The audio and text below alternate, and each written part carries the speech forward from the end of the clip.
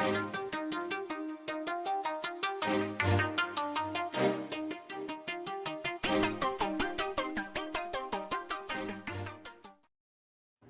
y'all, what's going on? It's the Cultural Critiques panel. We are back again to discuss season 5, episode 8 of The Real Housewives of Salt Lake City. This episode is entitled The Desert, and the Deserted. Let's get into it. Let's go.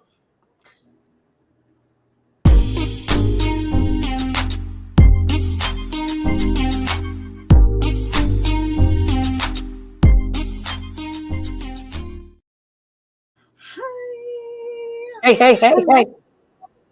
You got a little green glow around you. I don't know why. Don't worry about it. You don't even worry about it. I just was like, oh, she got a little green glow. You look like you should be on The Last Dragon because you got the glow, baby. Stop with it.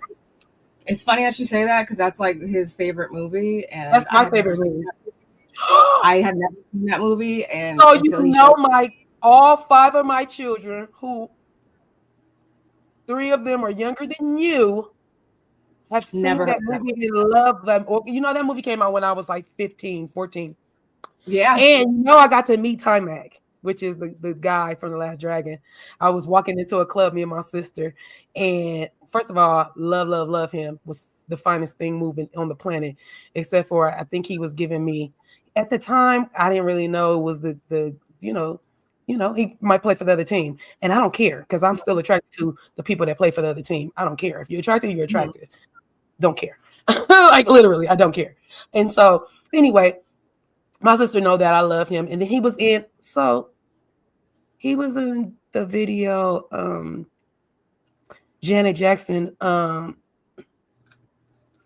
How Time Flies.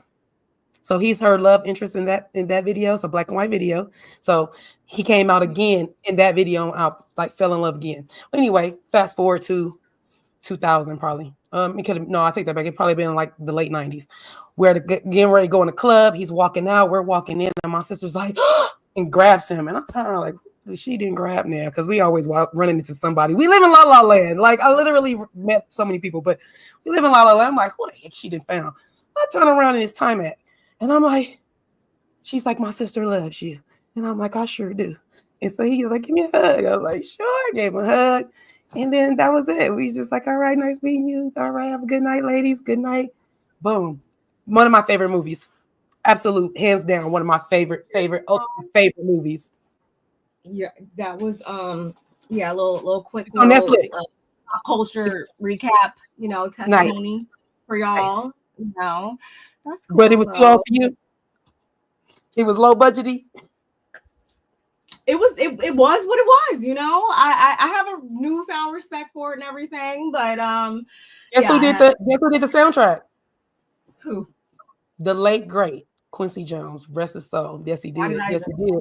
I don't even know why you would ask, but it's okay. Another fun fact, just so they put it out there. But anyway, we're done talking about that. Don't be disrespecting my brother because he got good taste, okay? I'm gonna just leave that there.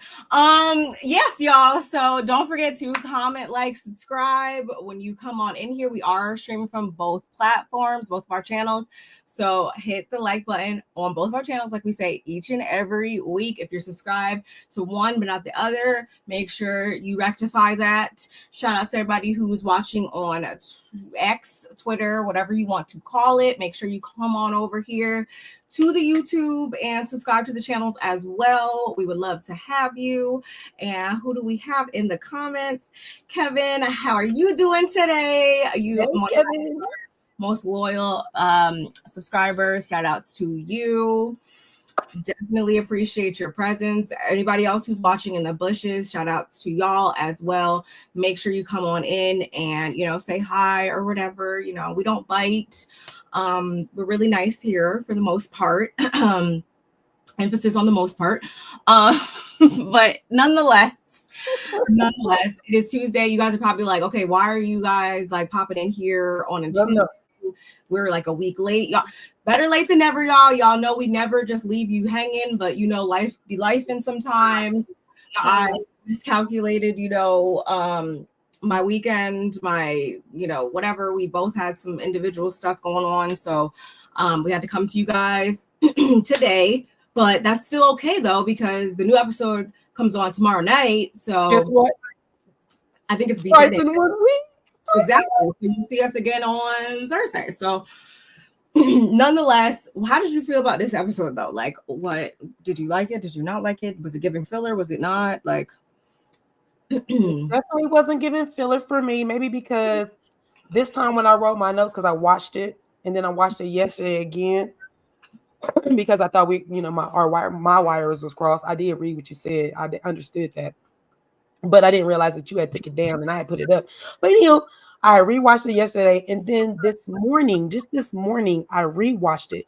This time, because I didn't take no notes, I just like my sis going, this is why usually our thing says recap and review, but now we're starting to put I've always put the titles in, but my sister's starting to put the title in there because before she would put recap and review, which means she's going to recap what happened and then she's going to review what happened, right?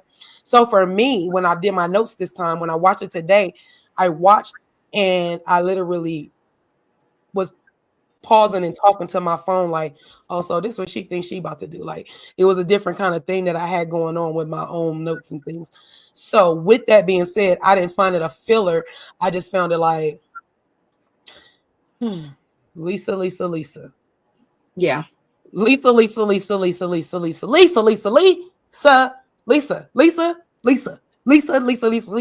That's all I could think of is Lisa. And then so for me, I think I'm gonna give this on rating scale. I'm gonna give it a 7.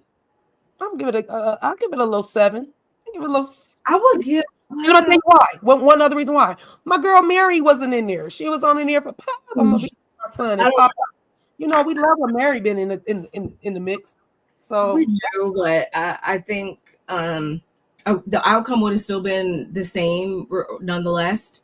Would have been worse. Lacking accountability. It would have been worse.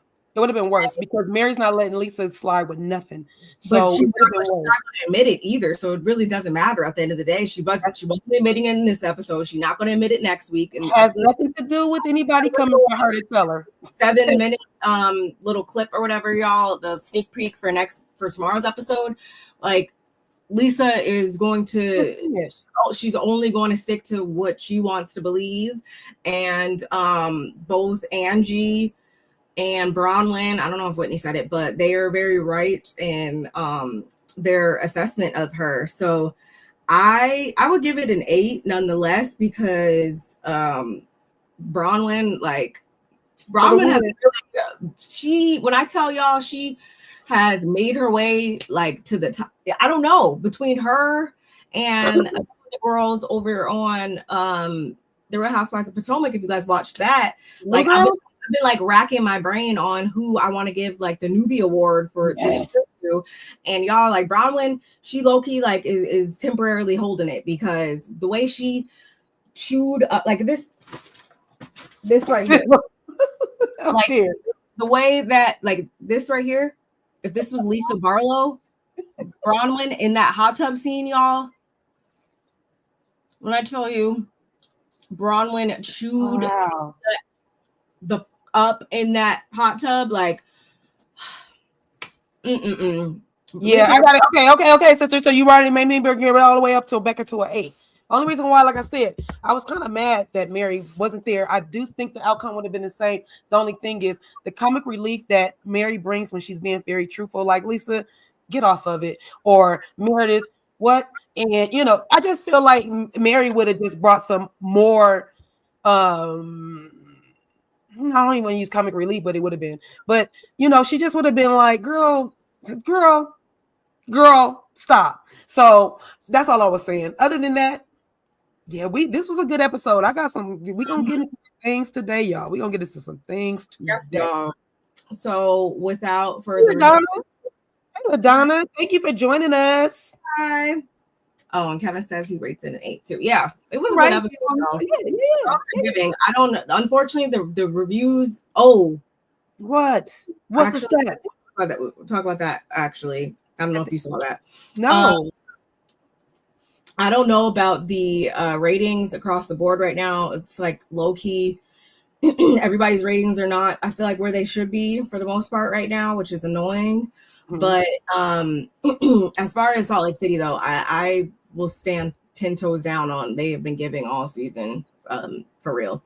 But anyway, this episode begins with before we even get off to the trip and everything, the ladies, Lisa and Meredith, they head to this spa or whatever. They have a little spa day, and we find out that they're going to be joined by Heather. I don't know if you guys caught it, but when Lisa was like, oh yeah, Heather's going to stop by for coffee, whatever, and Meredith was like, oh, amazing. I don't know if you guys caught that, but I did. I was like, was that real, genuine enthusiasm? Passive aggressive? Was that you being shady? I think it was the latter of the two. Nonetheless, when Heather gets there, or before she even gets there, we see that she calls Lisa and she gives her version of the events. Well, I don't even want to say she gives her version. She just speaks from a place of how she was at Bronwyn's house, and she's trying to like recap her version of stuff and say like, okay, well, I wasn't sure like why I was over there. I need to tell you, you know, what happened, yada, yada, yada, whatever. I'm paraphrasing. And that kind of sets, doing. Never mind. that sets the stage for that sets the stage for us as audience members to know that Heather is still very much on her BS. She's going to come in there and give her version of the events. This is just, and Lisa's already fallen for it on the phone. So when she gets there, Meredith tries to like talk about her bat mitzvah for like 2.2 seconds. No one really cares. And then Heather used that as a segue to say like, oh, well, are you telling me this to not invite me? Because, you know, I just left homegirl's house, and, you know, that's the vibe that she was giving me over there. And then she goes on to talk about how she's not been invited on the upcoming couples trip because Bronwyn, she wanted to have a sit down, and she immediately starts telling them how she just wanted an apology from her. She just wanted to move on, and yada yada yada. And Bronwyn just basically told her that she is a person. And then Lisa jumps in to talk about how, you know, well, how is she going to call you that when she barely even has spent time with you to really get to